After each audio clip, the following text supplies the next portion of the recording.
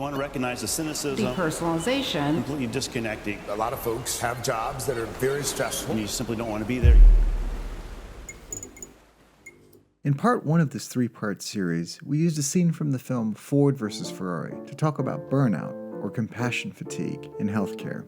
In part two of the series, I wanted to share something that I've incorporated into my day-to-day in the hopes that this might be of use to you. I fully realize that our work demands might be vastly different. However, I believe the broad principles may translate over. So, in the spirit of being respectful for your time, let's begin. In a nutshell, I refer to this technique as joy rehydration, acknowledging that, like hydration status, joy is a finite thing that all of us need in varying amounts to enjoy balanced, meaningful lives. That building discipline around purposefully making time to experience it is a necessary part of combating burnout. At its core, I consider burnout to be a joy-depleted state, similar to how not being diligent about water consumption can lead to a dehydrated state. So part one begins with something called a joy inventory. Quite simply, a collection of all the things and activities that, looking back, you have sought out in your life as a source of happiness.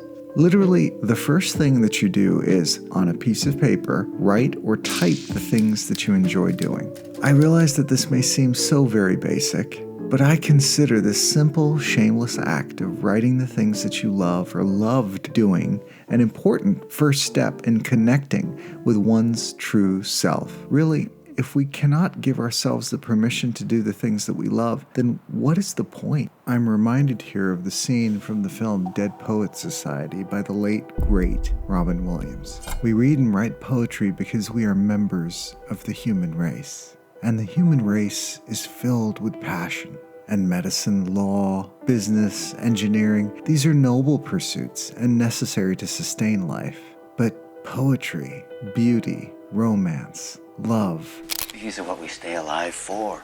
The key here is to give yourself some actual defined time to do this. Ideally a few hours, but at the very least, just 25 minutes to start jotting a few things that you absolutely love to do. The theme around giving yourself time is going to recur here throughout the rest of this discussion.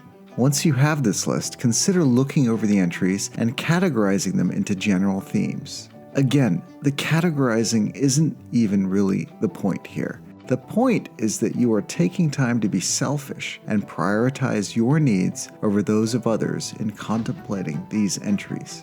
For instance, here are my thematic categories. 1. Intellectual. This might include stimulating conversations, writing, learning, creating, reflecting upon art and ideas, philosophy, spirituality, and medicine.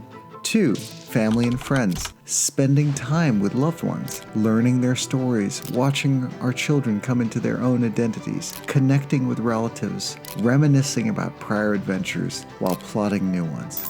3. Food. This might include the contemplation of it, the preparation of it, the consumption of it, the fellowship that comes with it, and recognizing that it is often a great catalyst for conversations and spending time with family and friends. So very closely related to 1 and 2. And then 4, self-care. This might include running, stretching, yoga, weight training, meditation, journaling, massage, and recovery. Now, I realize that this can be difficult for individuals who are in such a state of despair that they may be experiencing something called anhedonia, or the loss of feelings or joy associated with the activities that previously would have given them pleasure. If this is truly the case, I would ask that you consider seeking out the assistance of a mental health professional, in addition to trying out some of these techniques. Sometimes we need a little bit of professional assistance to help us get to a good place, and you are totally worth it. And if you don't know of any resources, then I would point you to a number of well-vetted online resources that can pair you with a licensed professional. I've used BetterHelp in the past and would recommend them as a service. I'm happy to link to that in the show notes below. If you continue to struggle with your inventory, consider broad categories and then filter down into specific things. Furthermore, even if you don't currently enjoy something, perhaps you might recall a time when you previously did. Build on that. That one season of sports that you might have really gotten into. That one time you took on and completed that home renovation project. Or perhaps even that one trip that you took that really resonated with you. This is the work of the exercise, and why it takes first giving yourself the gift of time to accomplish this. Now, once you have this list, the next step is to contemplate the amount of time these things might take. I found it helpful to very broadly classify these as 1 hour, 1 day, and 1 week. For instance, a dinner date with my partner. That might take 1 or 2 hours.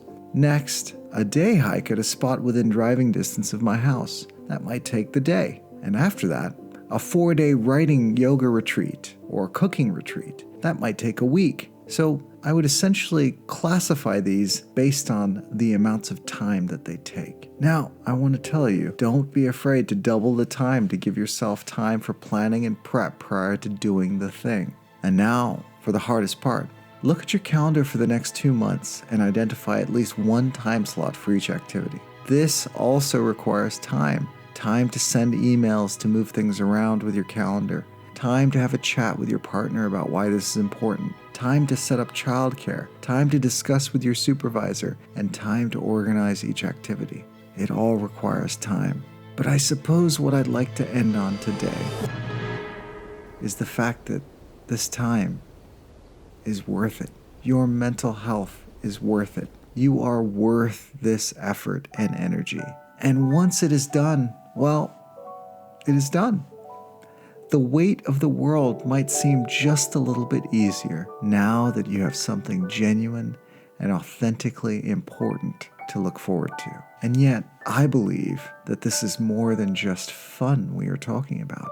Walking through a desert without a canteen of water or a well in sight is a fundamentally dangerous act. Having the discipline to stop and drink water during this journey, as well as plan your journey around sources of water, are important tools for survival. Why should our protection of the things that truly make us happy be any different? Now that we have the basics of a joy inventory and rehydration down, I encourage you to stop back for the next and final part, where we discuss how to truly make all of this stick.